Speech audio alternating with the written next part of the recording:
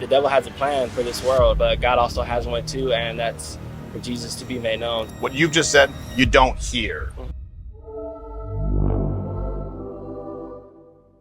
What's up, everybody? Today I'm going to be reacting and responding to this video of me being interviewed by Steven Crowder. So initially this video was about race relations in America, but I took this opportunity to preach the gospel to 1 million people. So let's get straight into it. Would you sort of characterize, or how do you view like race relations in the United States right now?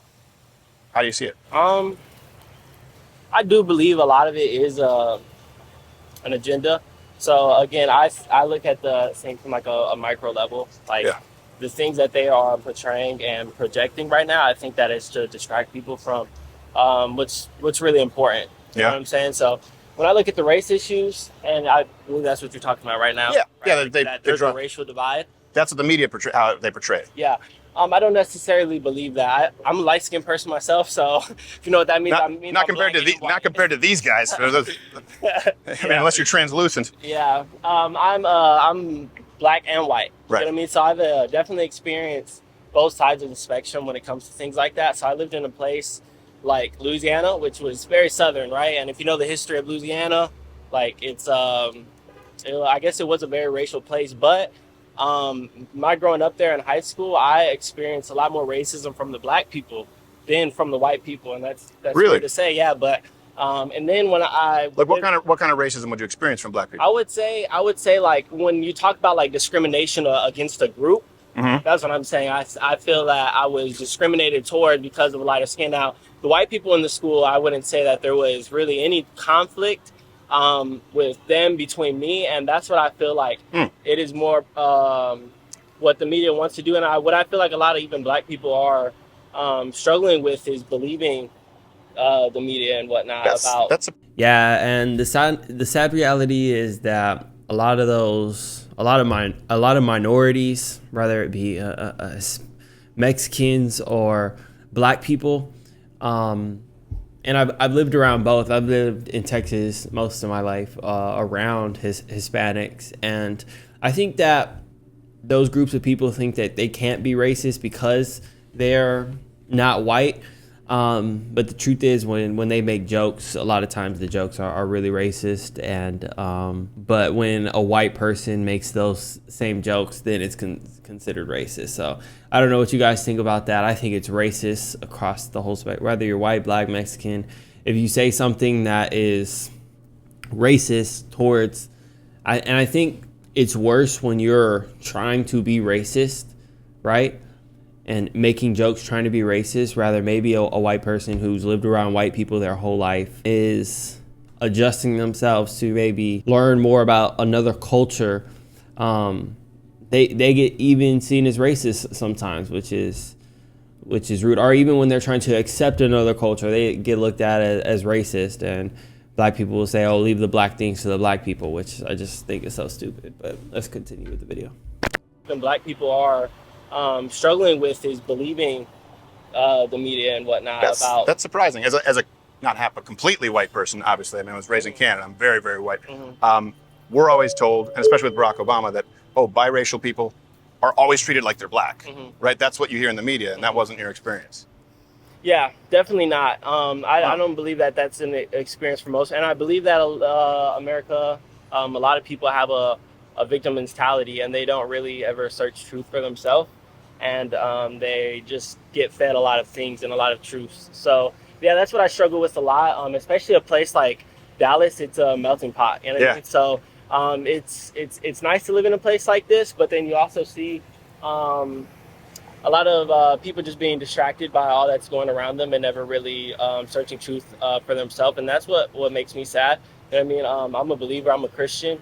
I believe in the Word of God. I believe in Jesus. So when I see people being deceived by these things that they're portraying to be big and then actually just distracting them from deeper truth, then I get pretty frustrated by that. So man, it's refreshing to hear, because and if you're a Christian, you have to take every opportunity you can to say, hey, this is the real problem. It's not about you being white or you being black. It's really about your need for Jesus Christ. And that is the way that people are orienting themselves in this world. They are saying, hey, I need to find something that gives me identity, whether that is my skin color or my sexuality. And we go on to talk about that there. But anytime you get an opportunity like this, share the gospel. I know a lot of people won't ever get an opportunity like this. I'm so blessed to be able to even say, hey, the real problem is that we need Jesus to a crowd like this. But no matter how big nor small, you have to be bold and say, hey, I know what the real problem is if you do call yourself a believer. So You're saying, I would agree with pretty much everything you just said, right? And I think this is an issue too. Like, I obviously think racism exists to some degree. There are individual racists, like you've experienced it. White people are what you just said, white people would be afraid to say because they'd be afraid to be accused of being racist, right? That is a fear right now, which I will tell you creates a divide. Like when Black Lives Matter happened, right? We just talked with 2 or 3 guys. I said, man, I think all lives matter. And I said, no, white people were called supremacists if they said that. So they go, I'm just not going to voice an opinion. That creates more distance. Do you sense that a little bit, where maybe white people are kind of pulling back because they're afraid of being, it's a witch hunt, that everything is racist? If they express the exact same opinions you just did, most white people that's 100% in common. Yeah, and that's what I would have to say, that there needs to, instead of starting a group that is labeled Black Lives Matter, which again, like so I see a lot on the media, right, of like when like somebody will post like, oh, this strong Black woman, and then and that happens by the Black community, where they continue to describe themselves and kind of belittle themselves by their skin color, that like, okay, that's what's important about me. I mean, what I'm saying. And I don't think that's what's important about anybody. And even when it goes into and this might be a little bit off topic, but when you go into the gay community or the trans community, it's funny to me It's how completely on topic. whole identity is wrapped in their sexuality. You know what I'm saying? So, and I just see like that's a very sad life to live for anybody. And even as, like, let's say I walked around here light-skinned, and I started or an African American, you know what I mean? I walked around here and I made my whole life just about my skin color, and praising that and lifting that up. I just think that that's the biggest waste of time and a distraction that I think the media tries to push. And I think the best thing they could do is continue to keep tension between racial groups when there really shouldn't be any. Again, in my life, I haven't came across anybody, and when they talk about like systemic racism, that hasn't been my experience with life at all. So I think that people really need to look into their own life experiences and not take the life experiences of certain people and then claim that as their own just because it's from their same racial group. So I think that was very... So yeah, I'm gonna close off the video there. I think that it's not wrong to be proud of your ethnicity or your culture, but that's not what gives you inherent value. What gives you, the only thing that can really give you value in this world is the health of your spirit. And that health and that wholeness can only come from Jesus Christ. And I think that I love what I'm seeing in the world today. There's so many people converting to Christianity and saying, hey, we have a real issue. There's so many people getting radically saved saying, hey, we have a real issue.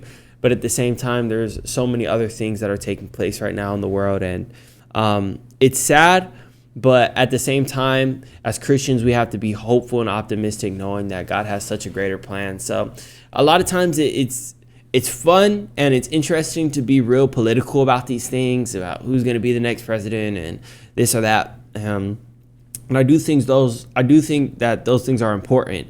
But at the end of the day, we have to ground ourselves in the Word of God and knowing that His plan is so much greater, and take every opportunity we can to preach the gospel. So peace, bless you, and I hope you have a great day.